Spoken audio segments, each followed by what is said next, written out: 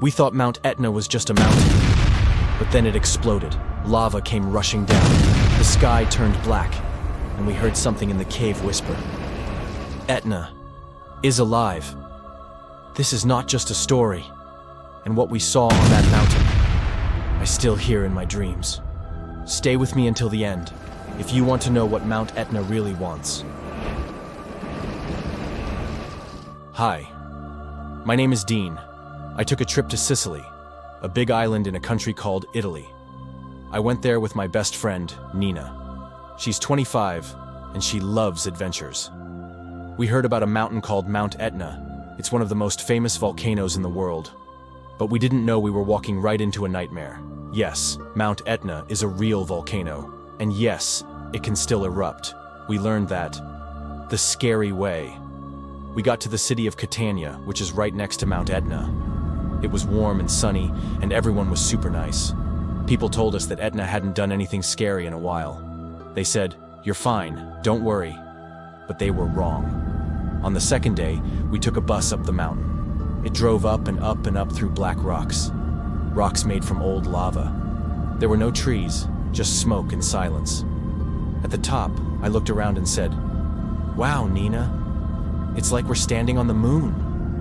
She laughed. "Or on a giant monster's back," she said. She was more right than she knew. There was a tiny building near the top called the Volcano Watch Station. Some people in red jackets worked there. They had special computers that beeped and blinked. One of them looked nervous. His name tag said Marco. I asked, "Is everything okay?"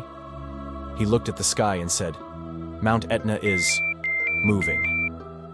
"What do you mean moving?" I asked. Then, boom! The ground shook. A loud noise came from deep below our feet. Boom! It sounded like a dragon waking up. Then we heard it. Crack! The top of the mountain split open. Hot red lava started pouring out. People screamed. Nina grabbed my hand and yelled, "Run!" We ran down the rocky path. The ground was hot. The air smelled like eggs and smoke. Lava was sliding down the mountain behind us like a river of fire.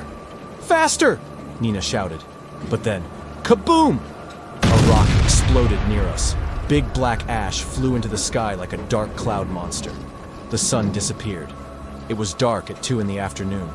I looked up and saw ash falling like snow. But this snow was hot and burning. I said, "We need to find a cave." We saw a small rocky hole and dove inside. Inside the cave, it was quiet, but we could still hear the mountains screaming. It was like a giant breathing in and out. I turned to Nina and said, "We have to wait. We can't go out there." She nodded, but then we heard something that made our blood go cold. Voices. Not from outside. From inside the cave. A low whisper said, "Etna is hungry." I said, "Who's there?" No one answered. Just the echo. "Etna is hungry." Then we saw something in the corner. A shadow. It was shaped like a person, but it had no face. It pointed to the cave wall, and then it disappeared into smoke. We looked at the wall and saw scratched words in the rock. They said, "The mountain takes what it wants." I started to cry. "I don't want to be taken." Nina held my hand. "We're going to make it." We waited for what felt like hours. Then finally, the rumbling got quiet. We peeked outside. The lava had stopped. The sky was still gray, but we could breathe again.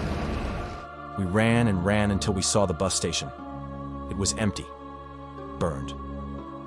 A radio on the ground was playing a message in Italian. Nina could understand a little. "They said the volcano surprised everyone," she told me. "They didn't see it coming.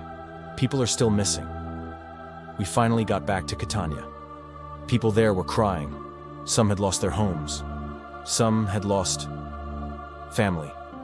That night, we stayed in a hotel far away from Etna. I couldn't sleep. I kept hearing that whisper. "Etna is hungry." I looked out the window, and far away, on the mountain, I saw a red glow, like an eye, watching. Mount Etna is a real place. It has erupted many times, even recently. It's one of the most active volcanoes in the world. People live nearby and scientists always watch it. But sometimes, Etna wakes up without warning. When it does, you better run. Some mountains aren't just rocks. Some mountains are alive.